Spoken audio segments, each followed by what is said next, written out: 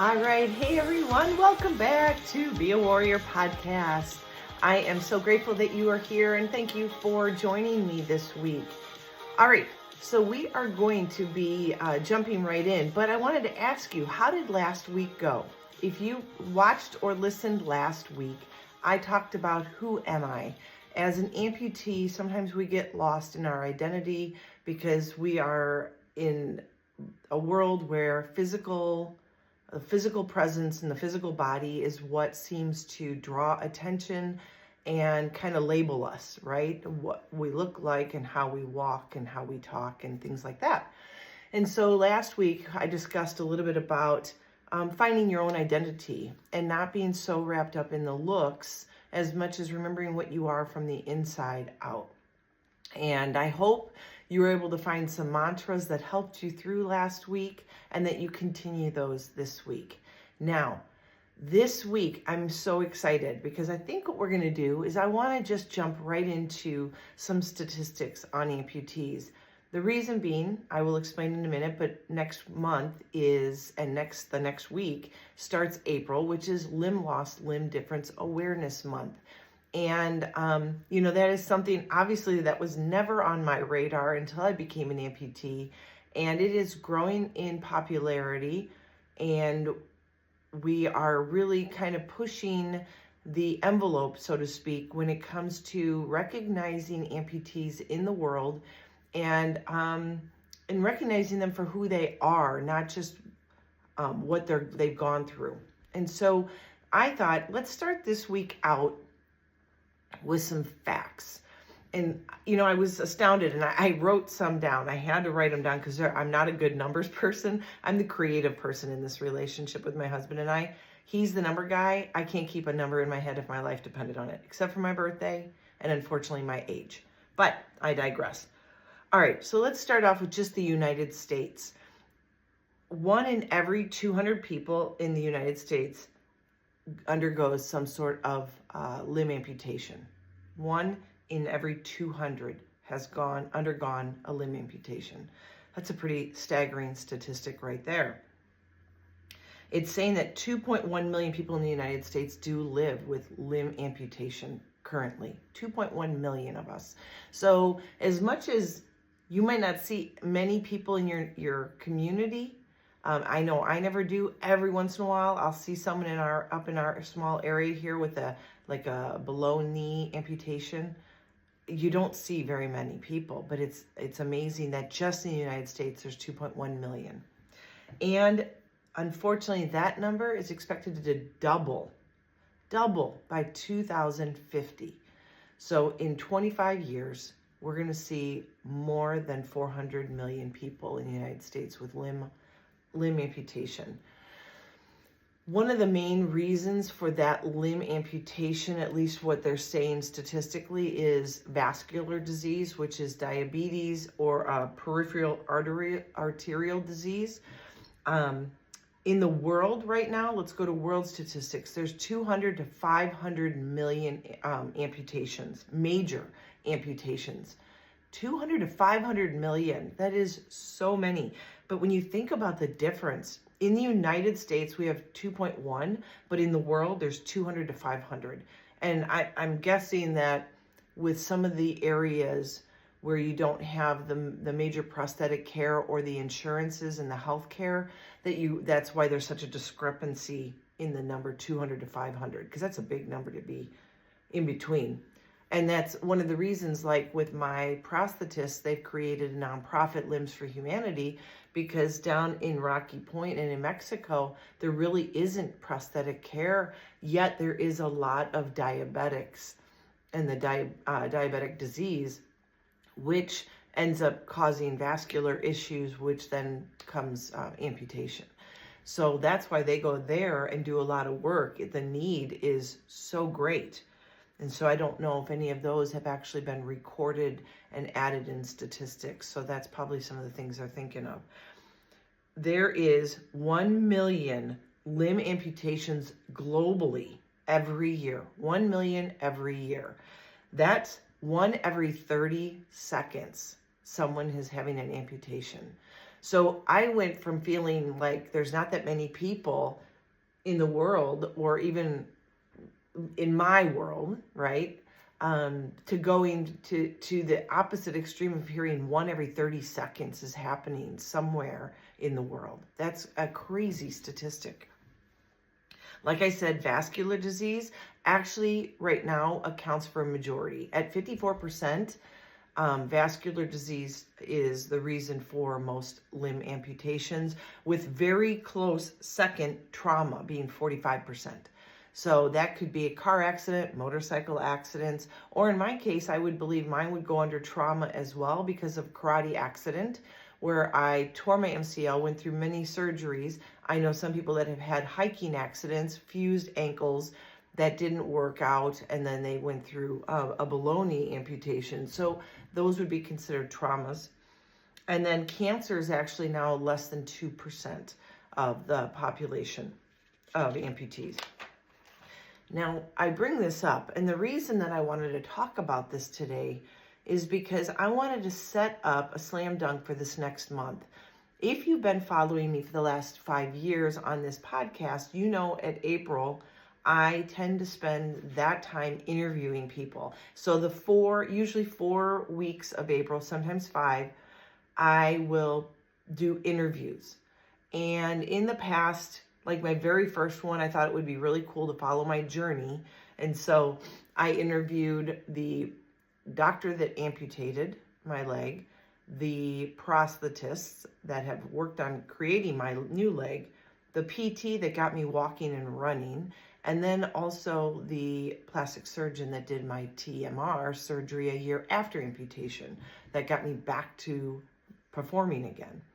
And that was a great month because it took people through, and it gave credit to the people that gave me my life back, which was really the most important thing. But it also brought to fruition things like a plastic surgeon is the person who really should be doing TMR surgeries, which basically takes nerve endings when we get a neuroma that might be symptomatic, which mine was about the size of a golf ball in my hamstring. It was creating such pain that I couldn't walk. It was causing stabbing pain in a limb that's not even there, through my shin bone. It felt like someone was taking a knife through my shin bone and that muscle. And so a plastic surgeon is the way to go for that, especially if they've been trained with TMR surgery. My orthopedic surgeon was the one that got the MRI and found my neuroma, but suggested the plastic surgeon because orthopedics are not necessarily trained in nerves, and you need someone with a highly specialized skill set for that. And my orthopedic surgeon said I could do the neuroma removal, but it will probably grow back because of the way I have to do it and the way I know to do it. So that was really great, the honesty and everything, and putting those people in my life was a very important first step, my very first year of being an amputee. Past that, in April, Limb Loss, Limb Awareness Month, I have had Paralympians on and people that have made a difference and advocated for the amputee community. And it has been awesome. Last year was really cool because I actually found inventors, people who were innovating the amputee world to make things better. This year, I'm excited to announce that my theme for the next month is going to be looking directly into the future of prosthetics and prosthetic wear through the eyes of students, college students. And I have on several weeks, 4 weeks of students from all over our country who are working really hard to better the world around the amputee community. And it is creating and recreating and improving upon our products that we use today.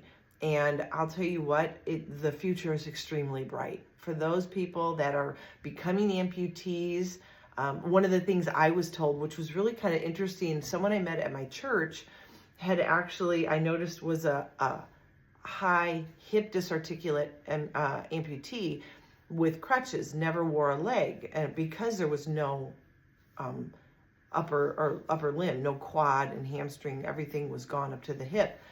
And I had approached him on it, and he had told me, if you were to ask me what I thought about you getting an amputation, this was before I became an amputee, but I was thinking about it, and I knew that I was on the right path. He said, if you had asked me 15 years ago, 20 years ago, I'd said, wait, don't do it. There's nothing out there that's going to help. He goes, but with the way products are coming out, he goes, you're going to be fine. You're going to be just fine. And that was 6 years ago. I'm telling anybody now, from what I'm seeing and the people that I've been interviewing and talking with that are out there on the ground, really doing the grunt work and all the studies and experimenting, the future is so, so bright for amputees. The only thing that is going to be hard to get past is the emotional aspect, and sometimes the physical with being phantom pains and phantom limb sensations. But that also is a part of last April, I had someone on that started to do some work on vibration therapy, and she's done a great job creating a non-narcotic device that you can use right on your limb to help with phantom limb sensations.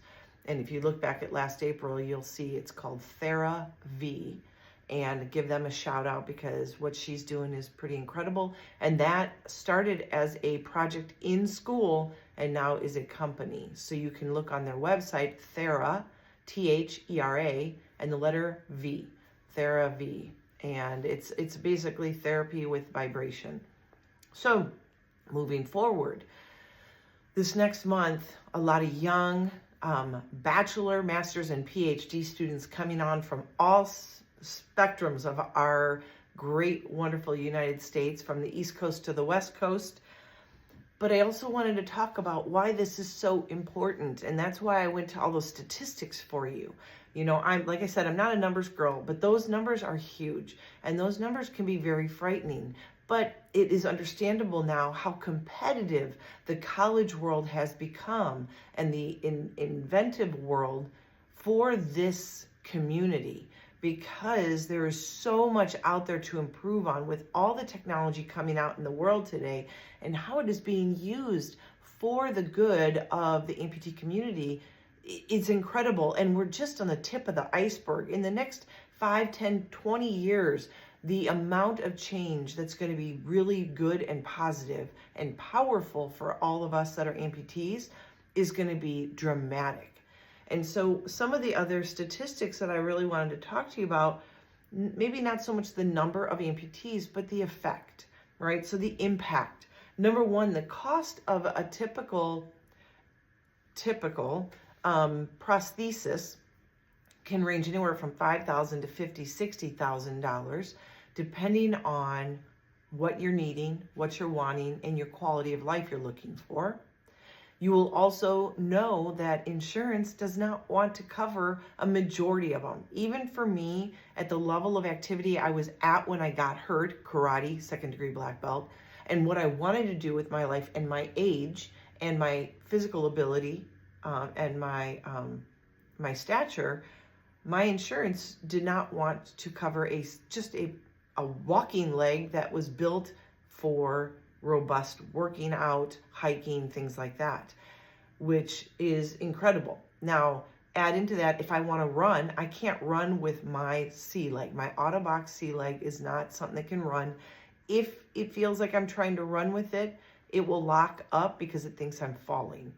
And so it is not meant to run. So a running blade has to be gotten for that type of exercise. So if I want to get on a treadmill with a running blade, I have to have a running blade that is either out of pocket by me, or I find a group that does donations. And I was lucky enough to have that happen. I'm going to give a shout out to Wiggle Your Toes up in Minnesota, and Aaron up there. I appreciate you guys. Right a year after I had posted that I was going to challenge myself to the Rock and Roll Phoenix Marathon, 10K, and do it for St. Jude's to help raise awareness to childhood cancer And the reason being is because I had met a couple young ladies that lost their limbs to cancer. So I brought the two worlds together. And because I was doing that, and for such a good cause, Wheel Your Toes donated a running blade for me. Otherwise, I would not have ever gotten one, because I wasn't going to spend, I don't know, $30,000 for a running blade. So you got that cost. Now, lifetime health insurance cost, and this also is a wide range, because some people have high and good insurance that covers a lot. Some people have healthcare insurance that does not cover anything or very little. But a lifetime for an amputee might be $509,000, so $500,000 for healthcare in their lifetime. And the average person without amputation, healthcare is about $360,000 lifetime. So you can see that obviously, and it makes sense that it would be higher, just because we have to have such a good quality of leg. My socket changes all the time. I just had one after a year and a half, which was my longest stint with one socket, but I now have a new one. And if I gain or lose weight over the next 10 years, 5 years, then I have to get another one because it doesn't fit. The emotional impact also is so high. About 30% of amputees go through some sort of major emotional impact with their amputation, whether it's depression, anxiety, or even PTSD, especially if it was an accident or something traumatic that happened to them. A lot of them struggle with the sounds and the sights of other accidents or their own pictures from that time frame, or even going into a hospital. And so the emotional impact is really high. Well, you know what? With the emotional impact comes other health issues, right? The stresses on our body that emotionally, when we're tied up, is really hard. I've also talked to many amputees that have said that when they are stressed out, whether it's money or job, relationships, or the PTSD that came with their amputation, the higher their phantom pain is during that time frame. So we know, I haven't done any major study, but just talking to people, I have asked, well, you're feeling phantom pain, what's going on in your life? Just get to know people. When you hear what's happening in their life, you can almost 100% see the correlation between phantom sensation or phantom pains and a stressor that's happening, whether it's even health issues, other health issues. A lot of people I know, amputation isn't their only concern right now. They have other health issues that they're dealing with that put them in the hospital, or maybe someone in their family is sick. And those stressors, we know, are so bad. That is one of the reasons why I try to get to the gym. That's why I do equine therapy, because I really truly believe in releasing some of the stress will actually give you a better quality of life. And so you've got that. Now, the other impact besides emotional is the impact on work, right? Some people have to go workman's comp. Some are the only caregiver or moneymaker in the family, and it has completely restricted or brought down their ability to earn money for their families. And some will find that it's really hard to keep a job or even get a job or get an interview when they see that there is some sort of major disability that might keep someone from standing on their feet all day. If you're a nurse or whatever, you're doing that type of stuff, you're on your feet all day. It's very hard as an amputee to not need a couple timeouts throughout the day and sit for a second. So you've got that. And this information, just so you know, I searched online for some of it. A lot of it does come from research that Amputee Coalition does. I also went to a website called Pro Medical East. Thank you guys for the information on the statistics, the numbers especially. But if you go on there, you'll see, and also in this podcast on my website, I'm going to put a diagram that Amputee Coalition has put together to show some statistics on amputation. Now, all that being said, I know this was a very straightforward, I don't normally do that. Normally I speak from personal experience, but I have to say that seeing those numbers, one, makes me feel not alone anymore in this world, but it also lets me know that what these kids, these young adults are doing in their universities right now and competing at very high levels with their products. And a lot of them that I've talked to are creating their own companies because this wasn't just let's say, a cornerstone project or a senior project.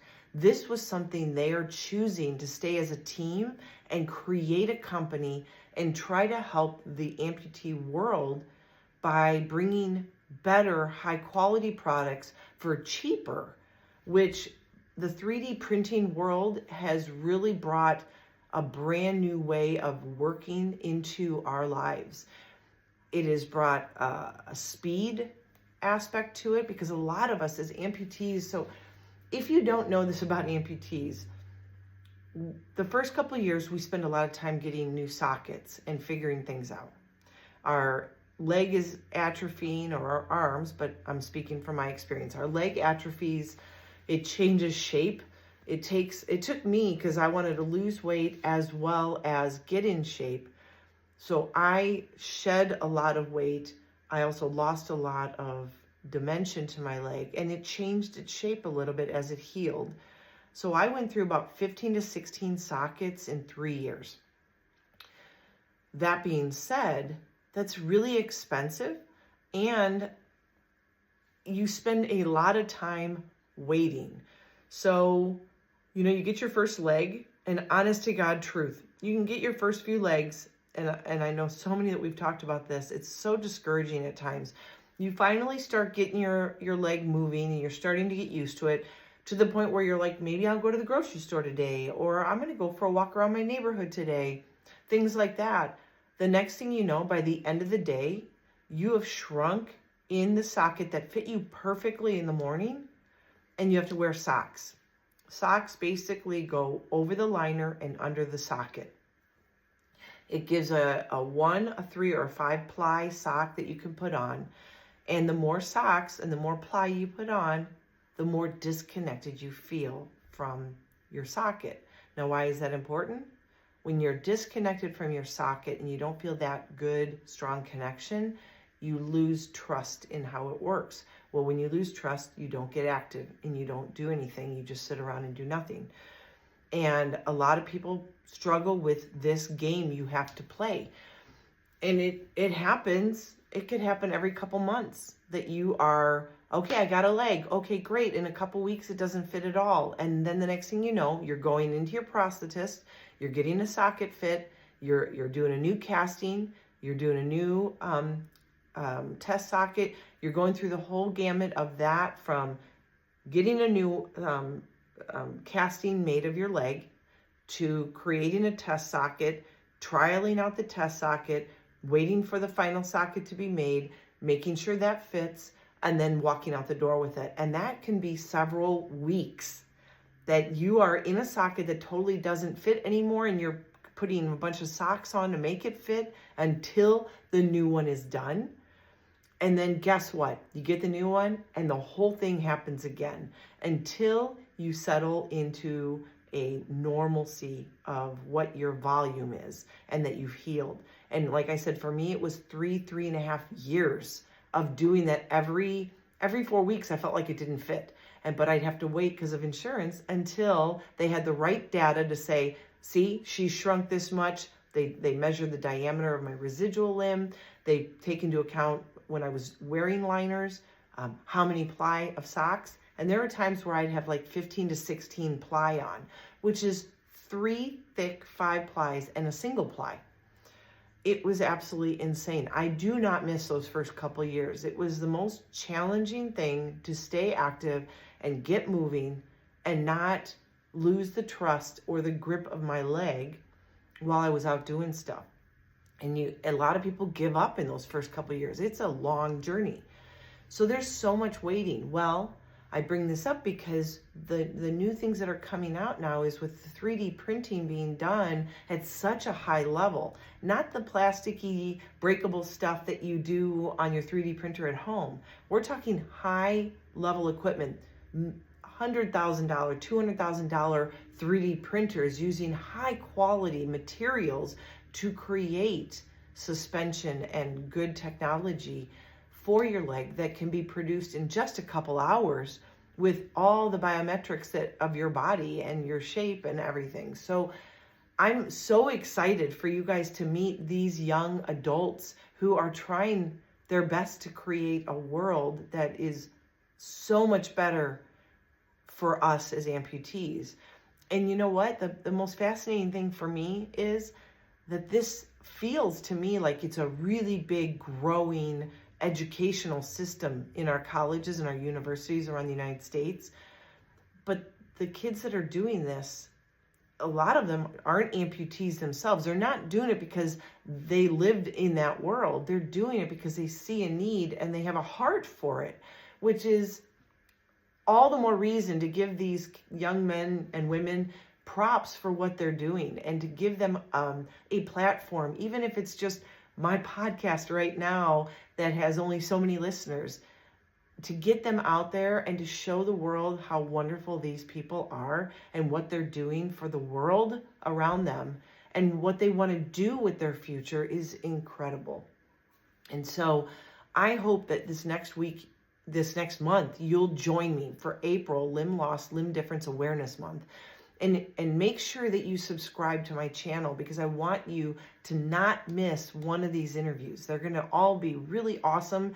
You're going to see what products are coming out in the world and what excitement there will be in the next 5, 10, 15 years of prosthetic care and products and what's going to be out there and what they're working on. And some of them will be able to divulge some of their stuff.